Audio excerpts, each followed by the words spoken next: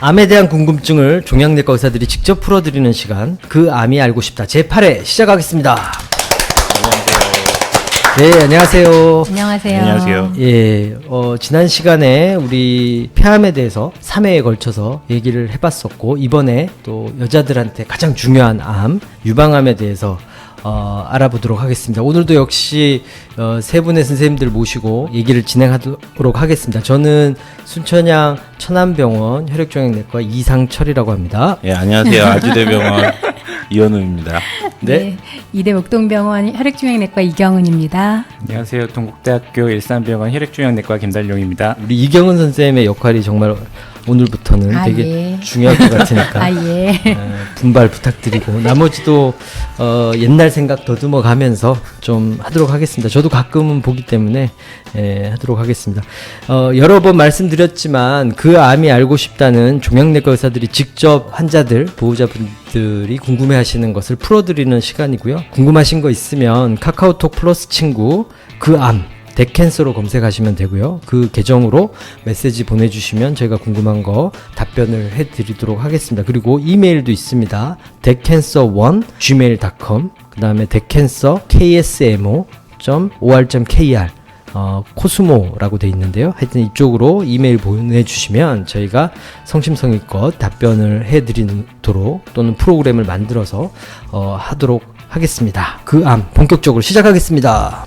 지난주에 어쨌든 유방암에 대해서 좀 3시간에 걸쳐서 진단, 치료, 폐암에 대해서 저희가 해봤었는데, 그래도 어느 정도 좀 많이 궁금증이 푸는데 도움이 됐던 것 같아요. 물론 폐암에 대해서 또 새로운 내용이라든가 아니면 또 궁금해 하시는 게 있으면 다시 다룰 거겠지만, 오늘부터는 유방암에 대해서 몇 차례 다뤄보도록 하겠습니다. 지금 보건복지부 통계에 따르면 최근 1년간 발생한 신규 암 중에 유방암이 17.6%라고 하고요. 그 다음에 여성 건강에 있어서는 가장 중요하게 생각하는 암이죠. 그래서 정말 관심 많을 것 같은데, 일단 유방암에서 처음 진단하는 거라든가, 그 다음에 전반적인 치료, 어떤 방법들이 있는가, 이런 것들이 오늘 다뤄보는 시간이 될 것 같아요.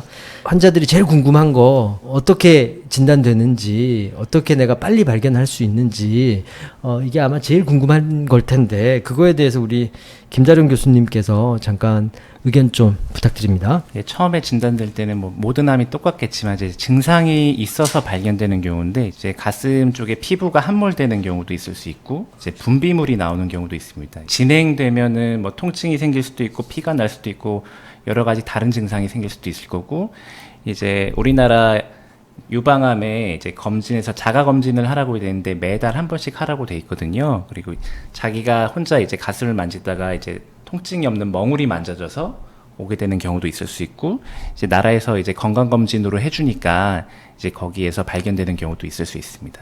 자가검진은 우리 많이 배웠던 것 같은데 보통 언제 하나요? 생리가 끝나고 3, 4일 이후에 하는 게 가장 만지기가 좋고요. 그래서 구석구석 겨드랑이 포함해서 본인이 만져보는데 사실은 매우 어렵습니다. 그래서 거기 매우 어렵고, 하지만 그 노력을 게을리하지는 않았으면 좋겠고요. 더 중요한 건 아까 말씀드렸다시피 영상 검사의 힘을 빌리는 수밖에 없어요. 그렇기 때문에 정기적인 검사가 필요하다. 네. 검진이 필요하다. 자가 검진을 하려면 주로 생리 끝나고 며칠 후에 그때가, 그러니까 여성 호르몬 분비나 이런 것들이 조금 어느 정도 충분할 때 영향을 받아서 사이즈가 좀 커졌다, 이렇게 생각하는 건가요? 구분이 쉽다는 거죠. 구분이 조금 쉽다. 그러니까 다른 나머지 유방 조직과 종괴의 구분을 하기가 가장 좋습니다. 자가검진법이 충분하지는 않지만 필요하고, 그 다음에 건강검진을 통해서 초음파라든가, 그 다음에 유방 촬영이라든가 이런 것들이 필요하다. 그거 정도로 알고 계시면 될 것 같네요. 이게 가족력이 있다고 좀 어느 정도 알려져, 대부분의 종양이 다 그렇긴 한데, 맞습니다. 그런 얘기도 있고 한데, 어떻게 되는 건가요? 발생 빈도로 볼 때 가족력이 확실히 있고요. 이제 가족력이라는 게 좀 애매한데, 엄마, 이모, 언니, 이렇게 다 고모까지 다 들어가는 게 가족력이고, 가족력이랑 조금 구분해야 될 게 이제 유전성 유방암. 가족력 중에서도 일부군, 그러니까 전체 유방암 환자의 한 5에서 10%는 BRCA 1, 2랑 관련된 유전성 유방암이거든요. 드물지만 있어요. 이제 그러니까 확실한 가족력. 일종의 BRCA가 이제 종양 억제 유전자인데 얘네가 돌연변이가 확 생긴 게 대대로 이렇게 대물려서 내려가는 거예요. 그러다 보니까 유전성 유방암의 한 형태가 되는 거죠. 그러면 이게 일반적으로 대부분의 암이 가족력이 어느 정도 있잖아요. 그게 이제 저희가 학생 때 배울 때는 종양과 관련된 유전적 불안정성. 그러니까 뭔가가 다 암이 안 생기려면 유전적으로 되게 안정적인 어떤 유전자를 갖고 있을 때 암이 덜 생기는데 암이 많이 생기는 집안들은 보면 유전적 불안정성이 동반되어 있을 수 있죠. 있다. 네, 뭐 맞습니다. 이렇게 러프하게 설명하는 거가 조금 맞는 것 같고 유방암뿐만 아니라 다른 종류의 암이 좀 많을 때 유방암이 생길 확률이 조금 더 높은 것도 설명을 한다면 아마 그런 식으로 설명할 네, 수 네. 있을 것 같네요. 근데 이제 그거 말고도 BRCA 돌연변이 유전자에 의한 유방암이 있을 수 있다. 네. 그리고 결국은 이분들이 할 수 있는 건 정보를 알고 있다면 조금 더 이른 나이에 빨리 검진을 시작을 하는 게 사실은 방법입니다. 이게 어떤 가이드라인은 없어요. 40세부터 35세. 그냥 추천되는 게 40세부터 1, 2년 간격이거든요. 그런데 아무래도 가족력이 있으면 조금 더 자주 조금 더 많은 수단을 이용해서 검진을 하는 게 좋겠죠. 아, 그러니까 유방암에 대한 자가 검진은 우리 보통 30대부터 권하는 거죠. 그렇죠. 예. 예. 그리고 건강 검진 이런 거는 한 40대부터 예. 권하는 거잖아요. 근데 가족력이 있다면 35세도 가능하다는 거죠. 예. 좀 더 일찍 하는 게 그렇죠. 중요하다. 네. 알겠습니다. 그렇지만 명확하게 언제부터 해라 이런 게 딱 정해져 있지는 않는 건가 보죠. 누가 정할 수도 없고요. 사실은 왜냐하면 우리나라의 경우는 35세, 30대 초반 유방암도 많거든요. 그러니까 사실은 가장 뭐 초기부터 하는 게 좋죠. 예. 알겠습니다. 대장암 같은 경우에도 뭐 가족력이 있다거나 이러면은 40대부터 대장 내시경을 권하고 그런 게 없으면은 뭐 한 50대부터 권하고 그런데 실질적으로 우리나라에서는 워낙 대장 내시경 같은 게 워낙 싸고 그래서 조금 더 일찍 하는 편이긴 하는데 어느 정도 약간의 가이드가 있긴 한데 유방암은 그냥 러프하게 한 30대부터 검진을 하고 40대부터는 영상 검사를 하고 가족력이 있고 불안하다면 좀 더 일찍 고려하는 게 좋겠다. 네, 이 정도로 맞습니다. 정리하면 되겠네요. 네. 남자도 유방암에 걸릴 수 있나요? 이게 인터넷에서 질문이 되게 많은 거래요. 그래갖고 우리가 생각할 때는 그렇게 별로 중요하게 생각하진 않는데 그래도 궁금해 하시니까 걸릴 수 있나요? 걸릴 수 있죠. 그럼요. 암은 사실 뭐 손톱 발톱 머리카락 빼고는 다 걸리니까요. 하여튼 이제 그런데 유방암 환자의 한 1% 정도에서 남성에서 걸리고 그런데 이제 남성들은 주로 이제 그러니까 유방에 관련된 증상이 그렇게 별로 없거든요. 대부분 뭐 다들 아시겠지만 조직이 별로 없으니까 생길 가능성도 떨어지긴 하는데 만약에 생긴다면 몽우리가 만져지거나 아니면 뭐 혈성 유즙이 분비되거나 근데 사실 유즙 분비가 다 암은 아니거든요. 남성에서도 그런 호르몬 이상 때문에 그럴 수도 있으니까 그런 거는 거의 가까운 병원 가셔서 확인해 보시는 게 좋을 것 같습니다. 그러니까 유방에 염증이 생기거나 이래도 뭐 생길 수는 생길 수 있는데 이제 어쨌든 간에 아까 여자한테서 얘기했던 그런 증상들 종괴가 그렇죠. 만져지거나 아니면 유즙 분비가 뭐 된다거나 특히 혈성 유즙이 분비된다거나 이럴 때는 검사를 해봐야 된다. 그렇죠. 뭐 그 정도로 이해하면 되겠네요. 여성 환자보다는 분명히 만지기가 쉽긴 한데 문제는 의심하기가 어려운 것 같습니다. 그래서 갈 병원도 사실 무슨 부인병원을 갈 것도 아니고 부끄러울 것 같아요. 예, 이런 문제가 진짜 많아서 실제로 보면 그렇게 그러니까는 암의 바이올로지가 아주 나쁜 그런 게 아닌데 굉장히 조금 발견이 늦어서. 지연돼서 지연돼서 오는 경우가 흔합니다. 빨리 예. 가야 되겠네요. 그러니까 이게 여자들은 주로 문제가 되거나 이러면 산부인과나 이런 그렇죠. 데서 좀 자주 네. 가서 보니까요. 물어볼 수 있고 누구든지 이런데 이렇게 신경을 쓰고 있는데 예, 물어볼 수 있는데 이제 남자들은 갑자기 내과 가가지고 저 이게 가슴이 커진다고 얘기하기도 좀 애매하긴 하네요. 그리고 또 이제 연세가 드시거나 이렇게 가다가 보면은 여성형 유방이 이제 그쵸, 생길 호르몬 수 있죠. 밸런스 때문에 네. 생길 수 있잖아요. 이제 그거의 특징은 양쪽 다 그러는 거고 되게 이제 남성 유방암은 한쪽만 그럴 때. 어쨌든 창피해하지 말고 네. 상담할 필요가 네. 있다 이렇게 하면 되겠네요. 좀 궁금한 게 있는데 어쨌든 상대적으로 유방암이라는 거는 그래도 손쉽게 발견할 수 있는 맞아요. 위치잖아요. 네. 그래서 폐암이라든가 뭐 췌장암이라든가 뭐 이런 거에 비하면 훨씬 더 일찍 발견돼서 완치율도 높고 그럴 것 같은데 다시 바꿔서 얘기하면 우리가 조금 더 관심을 기울이면 되게 초기에 발견할 수 있다. 그렇게 생각해도 네, 되나요? 그럼요. 네. 유럽이나 미국에 비해서 국내 유방암의 가장 큰 차이는 젊은 네. 유방암 환자가 되게 네. 많다. 네, 맞습니다. 그래서 유방암이 모든 암이 그렇지만 젊을 경우에 발견되면 예후가 예후가 나쁜? 나쁜. 아니, 네. 그 쉽게 얘기해서 암이 급성 맞은. 진행 독한. 속도가 빠르거나 네.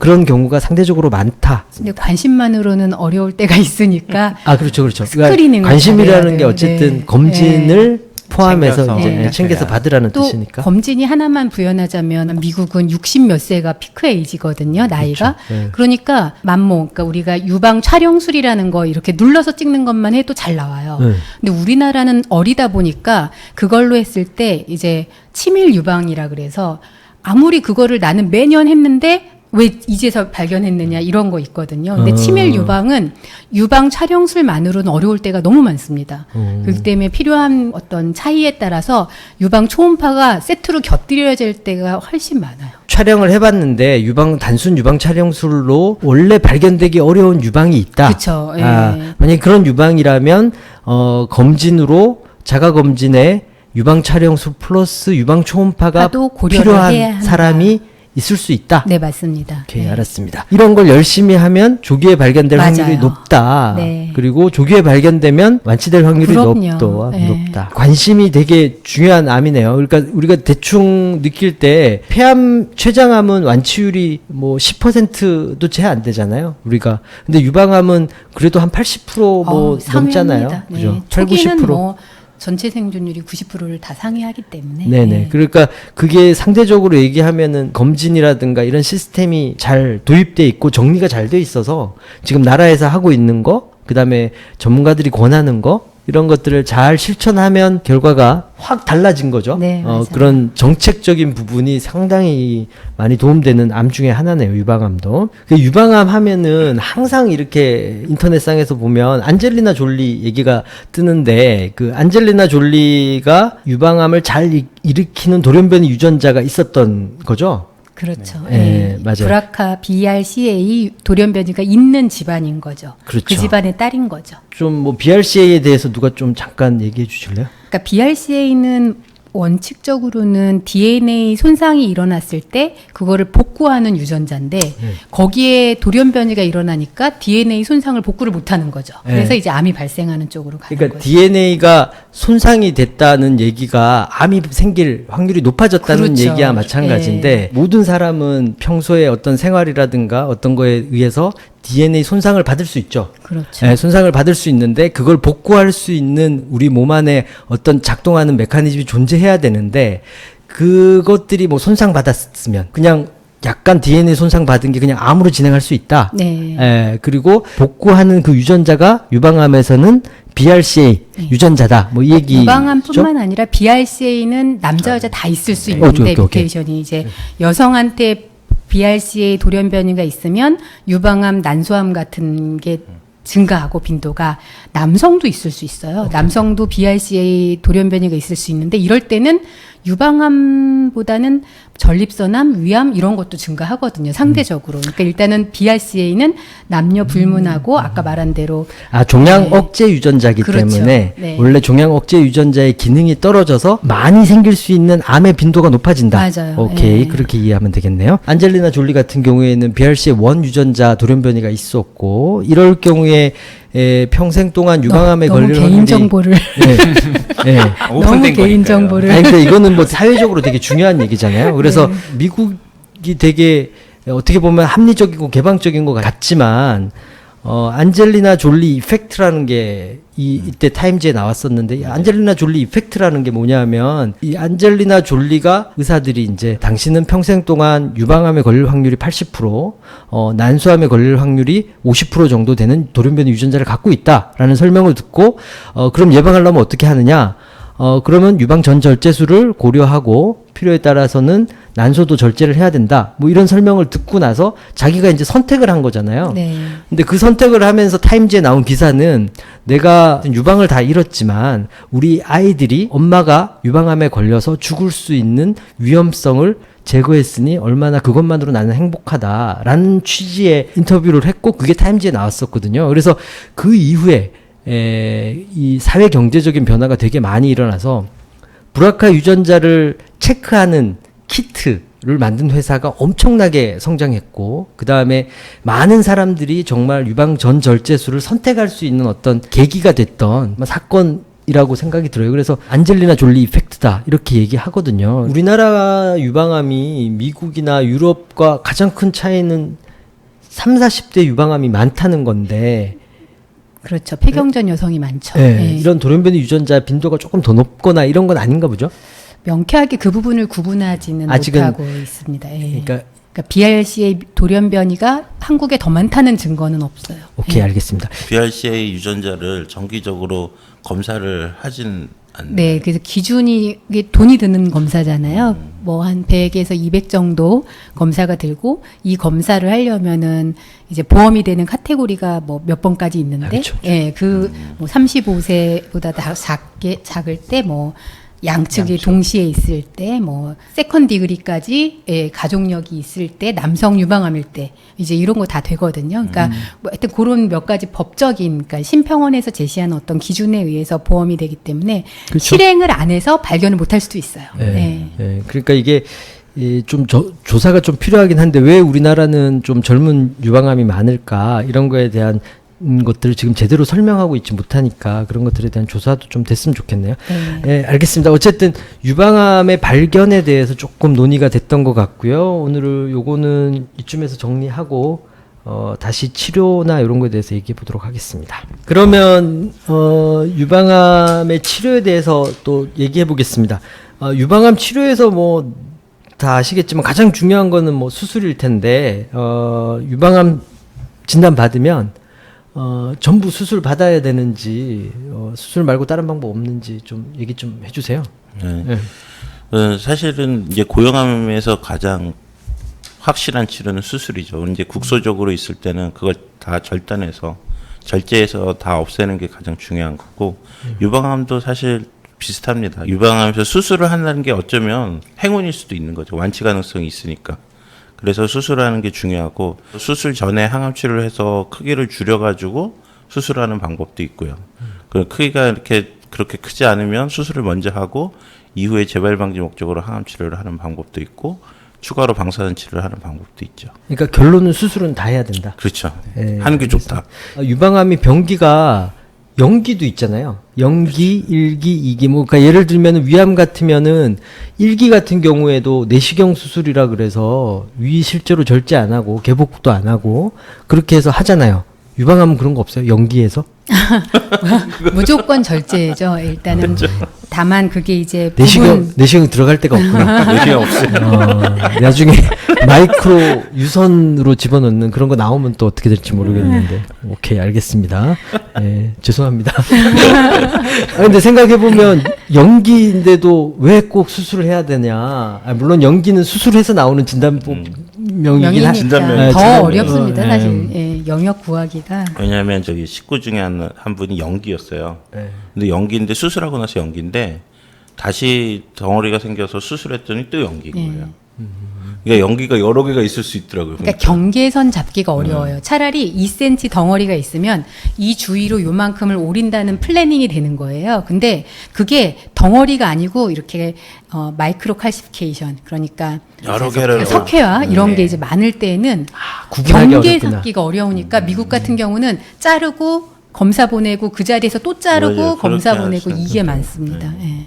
그러면은 그 유방암의 뭐 수술 아까 잠깐 뭐 수술 전에 항암 치료하기도 하고 그 다음에 뭐 방사선도 한다고 하고 뭐 이랬는데 이게 수술한다 그러면 모든 환자들은 유방을 보존할 수 있나요? 아니면은 유방을 다 절제를 해야 되나요?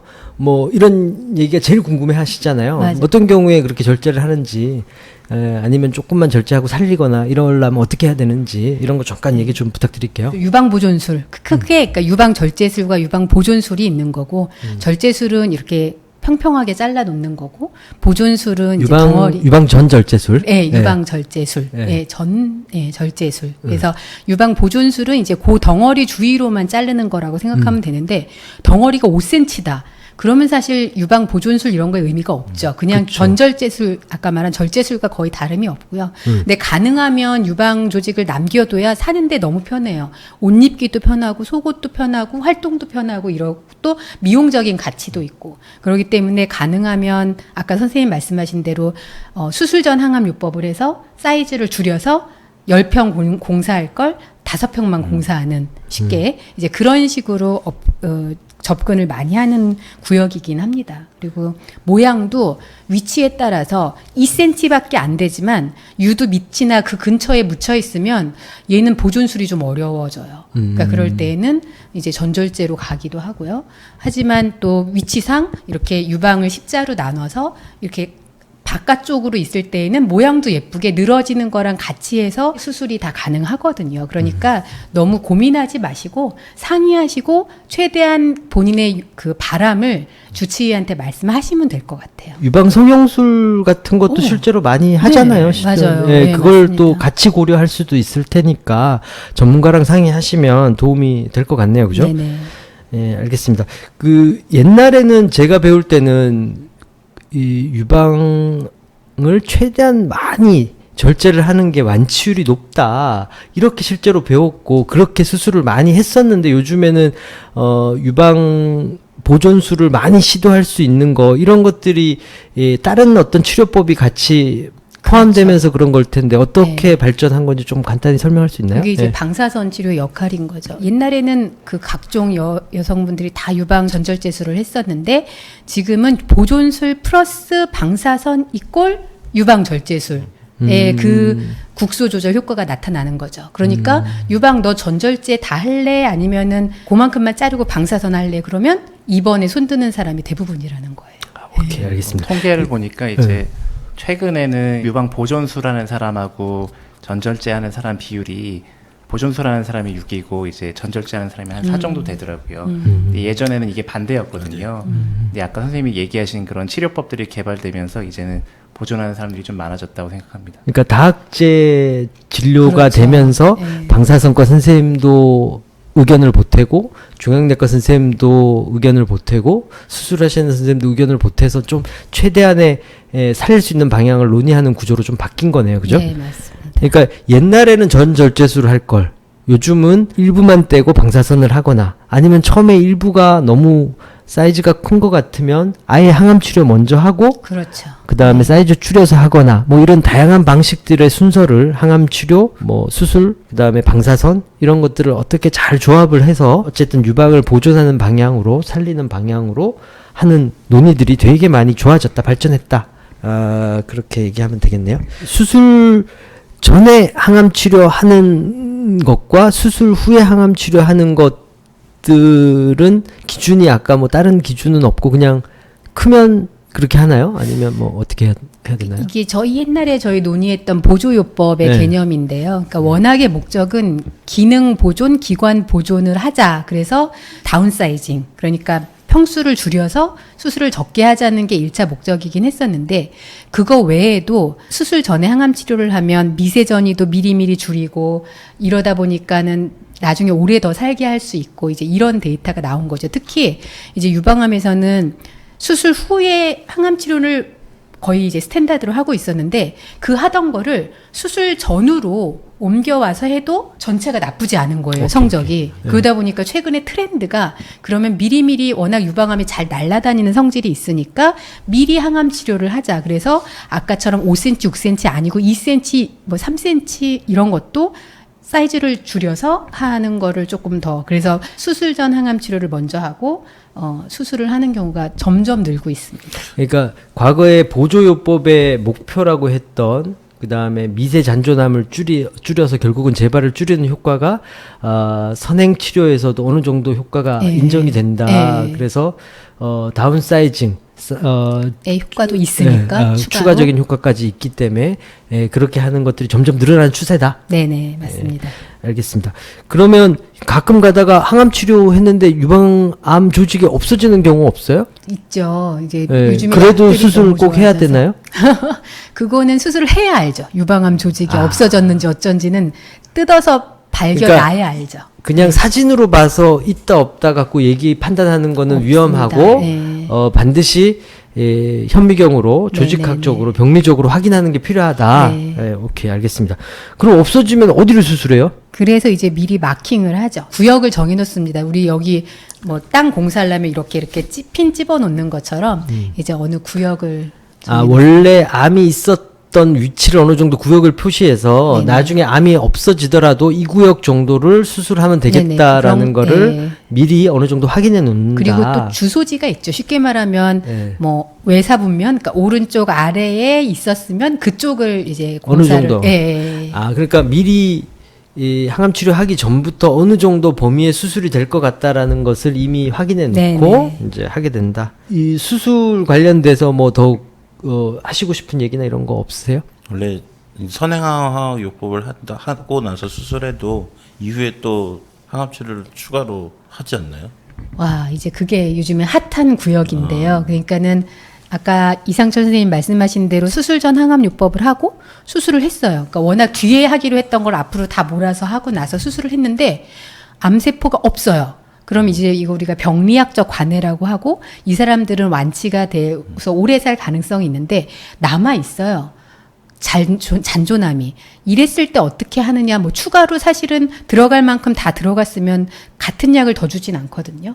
근데 이제 2년쯤 전에 우리나라랑 일본의 주도로 해서 유방암에서 잔존함이 있을 때 항암제, 경구항암제를 일정 기간 쓰면 좋다, 뭐 이런 데이터가 나와는 있는데 아직 보험도 안 되고 그래서 현실에서는 많이는 안 쓰는 것 같은데 그 부분이 지금 가장 핫하게 연구를 하는 분야입니다. 아직까지 확실히 정해지진 그렇죠. 않았다. 네. 이거는 아마 쉽게 결론 나기 너무 어려운 내용인 것 같아요. 너무 어려운 거 물어보신 것 같아요. 네.